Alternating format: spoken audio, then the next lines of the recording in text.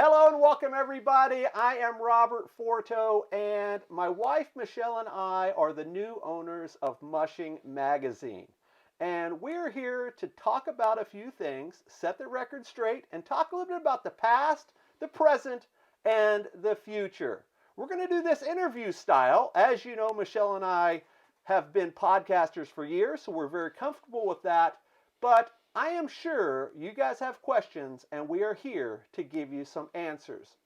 As you guys probably know, through the internet, rumors, allegations, and just the general gist of how stories are told on the internet, you've probably heard a thing or two about me and what happened throughout my life.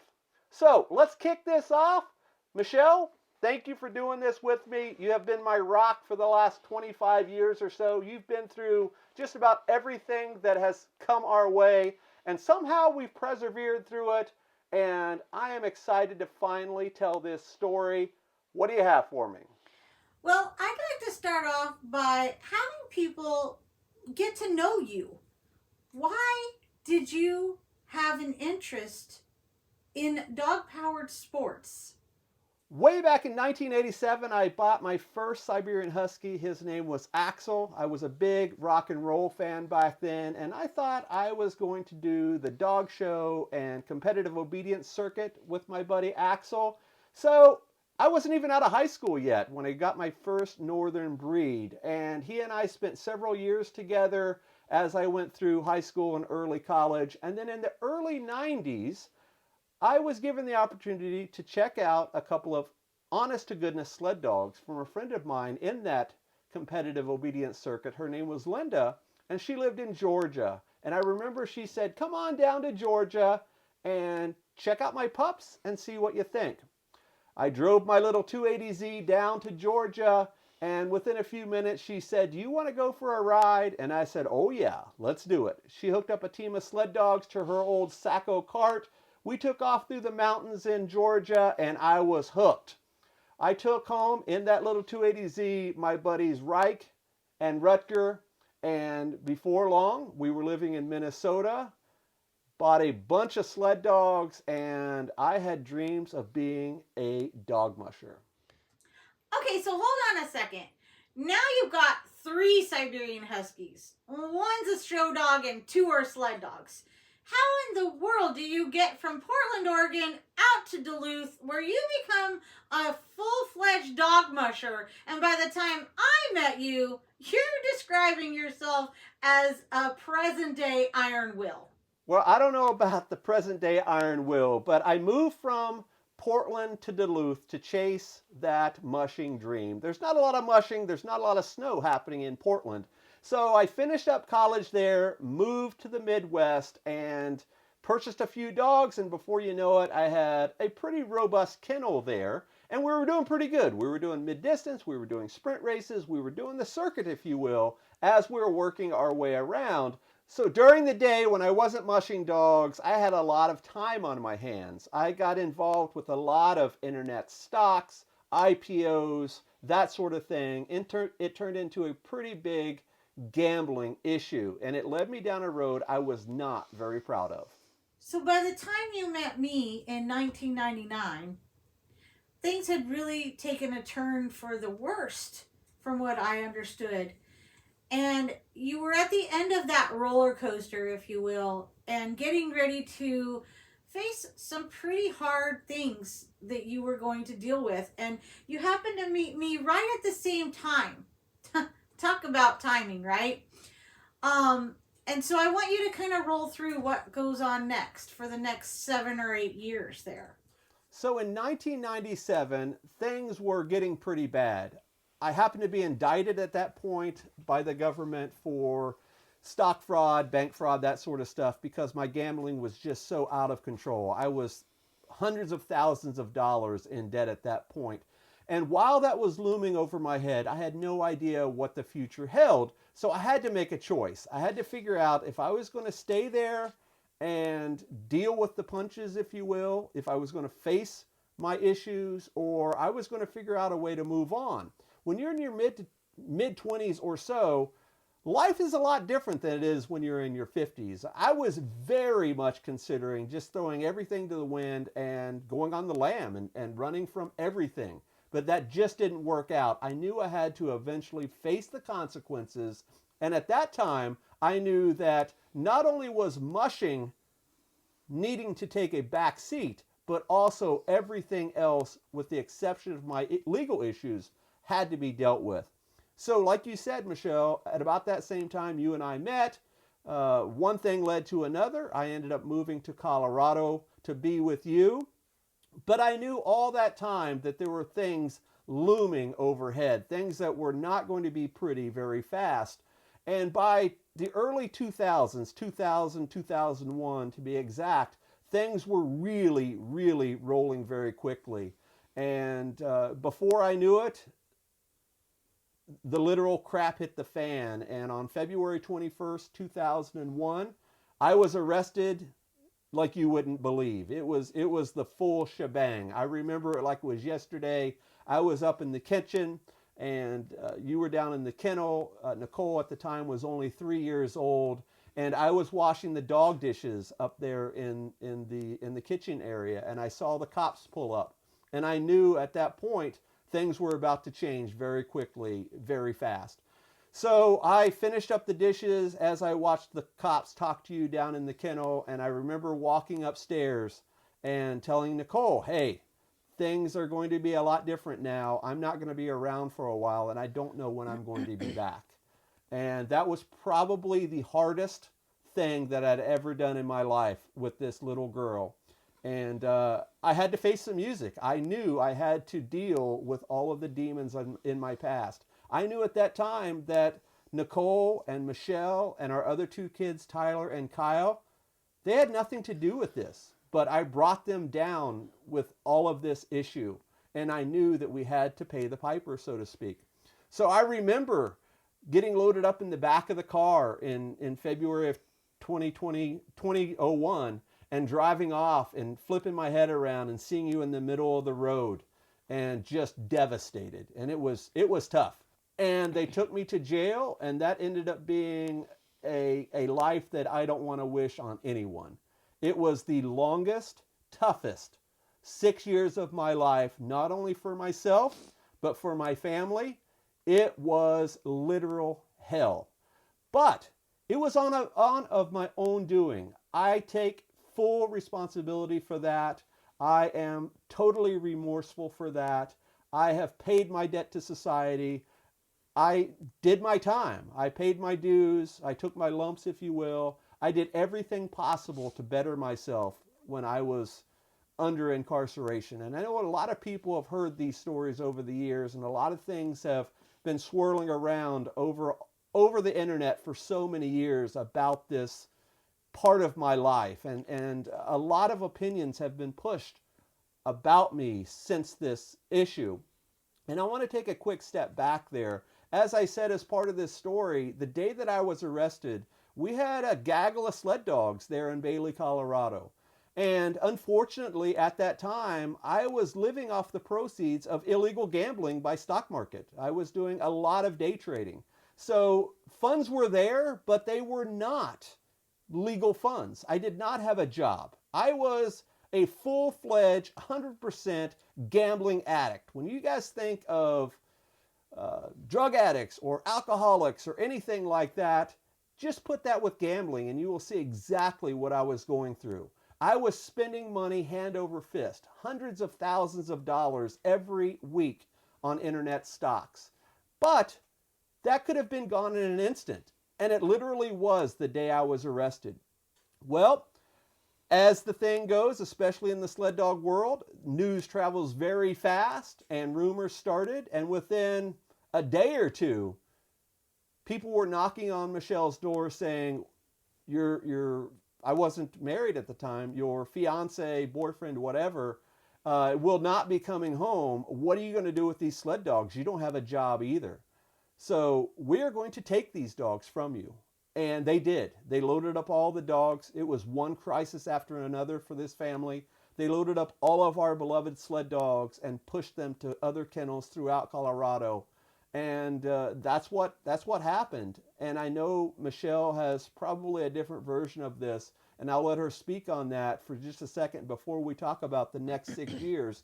But Michelle, you dealt with that, and I know that you still deal with that story. It comes up all the time. What do you have to say about that week or so after my arrest and when the dogs were taken? Well, yeah, it was devastating. We weren't, I personally wasn't even given the opportunity to demonstrate that I was financially capable of taking care of the dogs. That's probably what hurt the most, is they just made an assumption that I didn't have the funds to take care of the dogs myself. You see, my first husband died in a motorcycle accident in 1999, and I was left with not a lot of money, but enough that I could have cared for my three children and the sled dogs for several years. Not a long time, but long enough that if I wanted to rehome them, I could have. Not only that, I had the full financial and emotional support from my parents, who were more than willing to jump on board and assist me with taking care of not only my children, but all 30 dogs we had at that time. So obviously, Michelle has a different version of this than I do. I had no idea what I was expecting. I knew that I was under a big time issue that I had to deal with for my past. So I couldn't worry about the sled dogs. I had to move on from that point. And I'm thankful that the dogs were homed and lived out their lives and did what they were supposed to do. I have no idea what would have occurred if those dogs would have stayed with us and all that we were going through. And by no means am I wanting to blame anybody for that issue. It was all of my own doing, and obviously all of my own issues that caused that incident in our family. So from about 2001 to early 2002, I was facing a heck of an uphill battle with the courts. This was not Martha Stewart type stuff. This was big time felonies, guys. This was many, many counts over many states, 5 states to be exact. And I knew I had to pay for my transgressions. It was a big deal. And it took a very long time to work through that process. And in the end, I ended up receiving 18 years in prison for this incident. That is nothing to sneeze at. That is serious time. That is like murder type time. And I knew that I was going to be gone for a very long time. And everything that kept coming back to me was that day I was arrested, and my talk with Nicole, and me looking down into the kennel at Michelle and talking to the police officers. And it just went through my head over and over and over again. But when I was in those facilities, thankfully I was in a minimum custody facility for most of my time, I was able to do things that most prisoners were not allowed to do. I started a service dog program in the facility. I was highlighted on a Animal Planet program called Cell Dogs. I started school. I did all sorts of things that I could to better myself.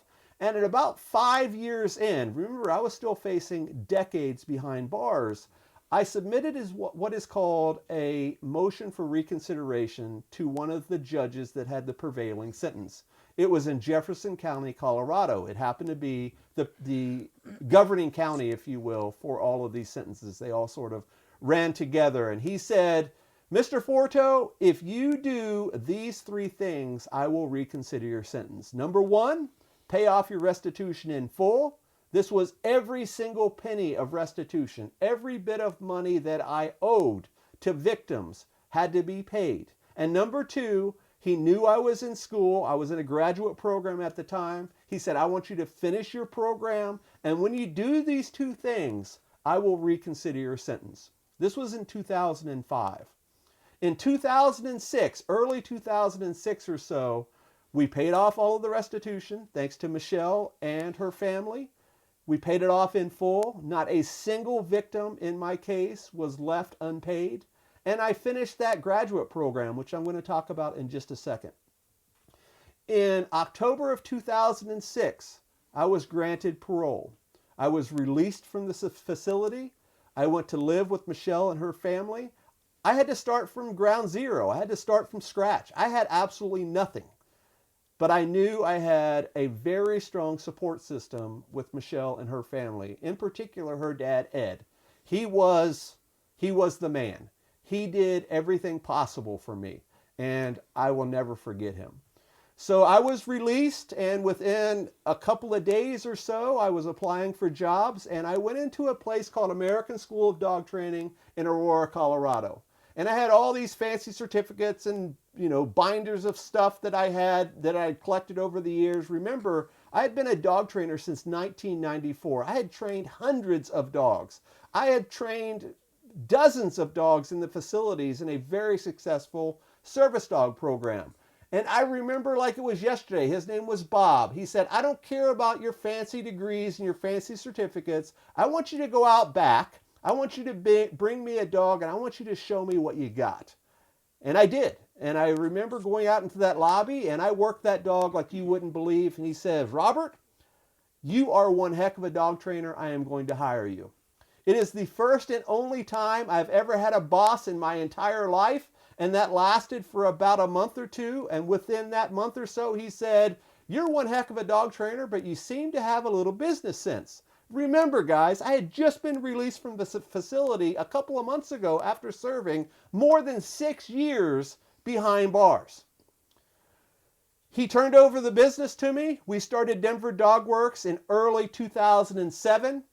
We worked Denver Dog Works until 2010, until we decided to move to Alaska. But we want to take a step back for just a second. Remember that graduate degree I talked about? There's a whole lot of internet rumors that swirl about this, and I want to set the record straight for this. In 2004, early 2005 or so, Michelle and I knew that we had to do something to show the courts that I was doing what I had to do in the facility to show that I was keeping up with the Joneses, so to speak. So we found a graduate program with a school called Madison University. I was working in the school at the facility with a principal of not only the prison school, but he was also the principal of the local high school there in eastern Colorado. And we thought we did our best vetting of this school. We called people, we sent emails, we did everything we could possibly do. And remember, guys, I'm in the facility, so I am beholden to other people and what they are able to do for me in these instances. So we ended up thinking that Madison University was a reputable school. This was the early days of correspondence or online schools, and I jumped into it with 2 feet. And I did everything I thought was possible for a doctorate in communications. And I worked for that for a year or so, almost 2 years, and did a dissertation. I did the whole 9 yards under the tutelage of a very respectable team there in the facility. They really cared about the students there, and they really helped me. I sat for Zoom meetings with the quote-unquote dissertation board, all of that. I thought everything at that time was on the up and up. That is the very degree that I submitted to the judge there in Jefferson County. That and paying all of that restitution back. And he accepted it. And we did not find out for years later, after I was released, probably 2000, 2008 or so, that this school, Madison University, happened to be what they call a diploma mill. I was devastated. I spent so much time, so much effort. We spent so much money on these classes for this school that was debunked. And I used that PhD handle behind my name for several years in those early years of being released. I wrote plenty of articles and attended seminars. I was even a legal expert, an expert for dog bite cases for several dog firms in Colorado, using that degree that ended up being defunct. It was a terrible situation, but there was nothing I could do about it. So anyway, the school ended up being a scam, and it makes me look even worse than I already am. But hey, it's just one of those other lumps that I had to take and something that I had to deal with.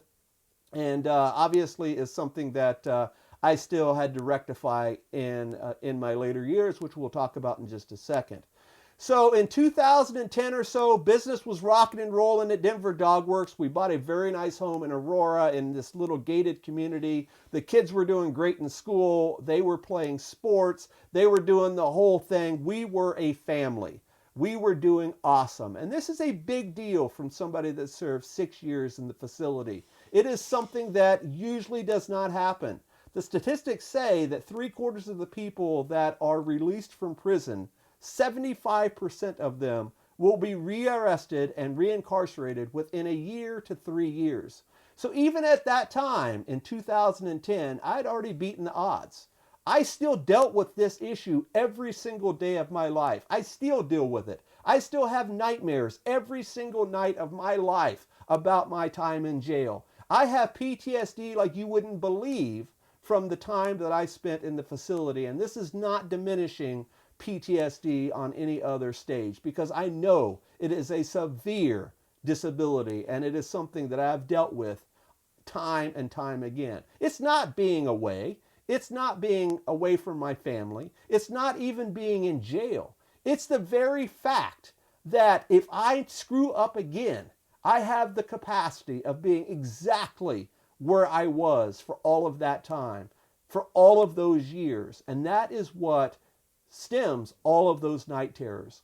So by 2010 or so, the mushing bug caught me again. I knew I had to fulfill that dream. I knew we had to do something. I had been out of dogs at this point since the day of my arrest in February 2001, and I knew something had to change. At that time, we had one Siberian from that crew from way back in the day. His name was Aneke, the patriarch of our kennel, Team Aneke. He was my right-hand man, not only in those early years of working with Michelle and her family in the kennel, but he was still around when I was released from the facility. I thought about him every single day I was incarcerated. Not only did I have pictures of Michelle and the kids on the wall, but I had pictures of this beloved dog that I thought about every single day. He was my hopes. He was my dreams for what the future held. He was the driving force for what was going to become and why we are sitting here on this video today. That dog, truly was my inspiration and why I do what I do today. So in 2010, as I said, I knew we had to make a choice. We had to figure out if we could move to Alaska. A lot of you guys have heard this story before, but my daughter, Nicole, at that time, she was 11, 12 years old. We took a first trip together to Alaska. This young little girl and I remember that scene that we had back earlier in this story when I said, I don't know when I will be back, Nicole. It was time for us to come full circle. So we flew up to Alaska in July of 2010 in this very house that we're sitting in right now. We crawled through the dog door to look at this little place, this little shabby cabin in the woods. And we made a choice right here to my right in this living room. I remember it was pouring down rain, and this little girl, she knew there was a change coming. And she texted her mom, who was in Colorado working a group class for our dog business, and she said, Mom, we are moving to Alaska. And that's what we did. We packed up the literal U-Haul, Beverly Hillbillies style, and we moved to Alaska in the summer of 2010. It took us a year and a half or so to get our business affairs in order for Denver Dog Works, to sell the house that we were in, to make sure the kids could go to schools and that sort of thing. And we finally made our way as a family up here by December of 2011. Over that first year that I was here, I knew I had to get busy starting my mushing kennel. And I talked to all sorts of mushers here in the local area. I went down to the feed store and talked with those guys. And, you know, Facebook was just kicking off back in 2010 or so. So I was talking to mushers there. And I was given a lead, so to speak, from my neighbors. And they said, hey, there are some neighbors right down the street who would love to have some help with their kennel. You might want to go down and take a chat with them. So I went down there. At the time, I had 2 dogs. I had a dog named Shifter from my buddy Hugh Neff, and my girl Reagan that I got from my friend April Cox, wood at the time. And I knew, hey, I was going to be on my way. So I started working with the neighbors, and with almost a day or two of it happening, the rumors started spreading. They got a call so quickly from these musher folks in the community, and they said, do you know who you're dealing with? Do you know who Robert Forto is? Do you know what his past is? Do you know what this guy is all about? And I remember sitting down with those guys at their kitchen table, and I told the entire story. I said, this is what happened. This is what occurred. This is what we've dealt with. This is where we're at today. This is where we're trying to go. All of that. I ended up working with those guys for a year and a half, and things worked out well. By 2011 or so, I knew it was time to move on, and we started building our dog yard right here in Willow.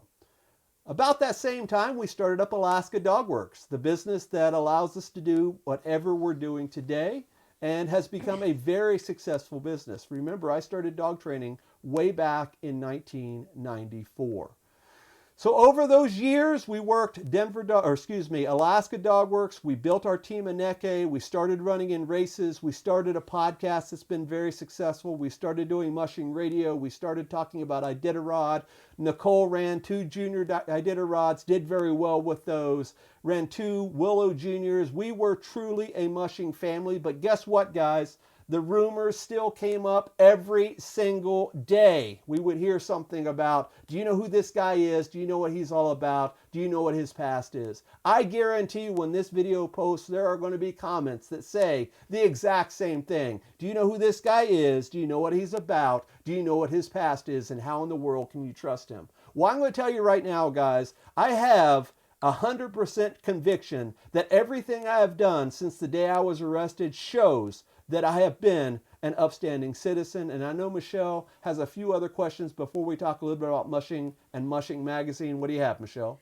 Well, Robert, I think that you pretty much nailed all of my questions that I had. But I want to know a few things that are going to take us from the present, which is where we are now, the brand new owners of Mushing Magazine, now known as mushing.com. I want you to kind of describe why we changed that up and how we're going to make it better and why we were gifted with this opportunity to become the historians of the sport. Yeah, as we said, we've been doing podcasting for a long time. Dogworks Radio and Mushing Radio for a very long time. We're the only dog mushing podcast anywhere in the world that is still on the old school radio that you can listen to in your car. It's something that I am very proud of. I've been given a lot of opportunities, and I've taken every one of those and gone full steam with them. And we've done very well with that. I think we're going into our 14th year with podcasting. And earlier this summer, I was working with a client and friend of mine, Jeremy, in Maine, and I got a message on Facebook that said, are you possibly interested in purchasing Mushing Magazine? It was by Nils Hahn and Diana Hacker up in Nome. And I said, sure, I would love to entertain this, but if we do that, I want to fly up to Nome and talk with you. Remember, all of these rumors and allegations swirl all the time. So I know that I had stories to tell and questions to answer. So we flew up to Nome and we sat in the office of the Nome Nugget. And Nils said, Robert, you are the only one I thought of when we thought about selling this magazine. And I said, why is that, Nils? He said, I have listened to every single episode you've ever done on mushing, and I could not think of a better person to carry on this torch. I was honored. It was one of the coolest things that I've ever heard in my life. And again, just thinking about full circle and where this story has led, it was one heck of an opportunity. And it took us a few months to work out the details with Diana and Nils. But we finally took over. This last issue that they printed is the one that is being in the mail right now. It's going to be in your mailbox within a week or so, however long it takes for those issues to get from the printer to you. And then we're taking over the reins. And we've made some changes. We're going to do things a lot different than it was done before. We're going to do a lot more interactive content. We're going to do a lot more audio and video and multimedia and do stuff that has never been done before with Mushing Magazine and mushing coverage in general. I'm going to take everything that I've learned over the last 15 years and really apply it to do a really kick butt interactive program for mushing. And we have a lot of stuff in store for that. And we're very excited to do that. So that's what's upcoming, and that truly is the past, the present, and the future. But I have one final thing to say, and I'm sure this is swirling around to a lot of people that are watching. They're probably saying, well, why did you wait all of this time to tell this story? And literally, guys, I didn't have an opportunity or an appropriate place to tell this. And I want you guys to think about this for just a second. When you meet somebody new, when you become friends with somebody, however you meet them, whether you meet them on the internet, at the local bar, at your kids' school functions, or whatever, you're sitting there, you're chewing the fat with this new buddy of yours, and you say, hey, I'm Robert. And he says, hey, I'm John. You don't say, my name is Robert. I have felonies and I served 6 years in prison. That's not something you tell to this new friend. I don't know when you bring that up. Now, with a potential girlfriend or spouse or whatever, obviously that's a different scenario. But when you're talking to a potential buddy, that's not something that you just sort of just break down and throw on the table. But it happened. It's the story that has to be told. But I do not know how many times over all of these years people have come to me, in particular in the mushing community, and I've wanted to do business with them in one instance or another, whether they be something as simple as a podcast guest or working with us with our dog training or some other aspect of mushing. And they will find that out and the rumors will spread and they will come to me. Very few of them have come to me and said, hey, do you know what people are talking about you in this community? And I said, oh yeah, I know exactly what's happening. And then I tell them the story, and almost always, I would say 80% of the time, if they take a chance to sit down and listen to this story one-on-one, we've ended up working together, becoming friends, and I have a heck of a support network and cadre, if you will, of friends and supporters out there who have my back. They will do what they have to do, not only to make sure that we succeed as a family and as a business, but they will make sure that they say what they have to say about our relationship. And that's something that hurts me when folks are pressured into answering questions about why they deal with me. Can you imagine that? Think about that. You're friends with me and you go to a mushing race or whatever and they say, hey, I know you're friends with Robert. What do you think about that dude? You know, that is true gossip, guys. And again, I am fully remorseful for what I did. I don't blame anyone for what I've done. I do not hold a victim stance in whatsoever. I am fully vested in what I did and what I've done and where I'm going. So this really is just the time to take the record straight because I know it's coming. I know the landfall is going to smack us in the face the minute you either find out that we are the owners of Mushing Magazine or you watch this video. Say what you want. Put them in the comments. Follow us on socials. We will answer every single question. But unless you know me personally, I would bet the rumors or stories that you're spreading are only half of the truth. Michelle, I know we've been on this video for a long time. It's probably one of those videos that's just been rambling and rambling. Heck, we don't even know if the cameras are still rolling at this point, but I want to make sure you have the final say on our questions.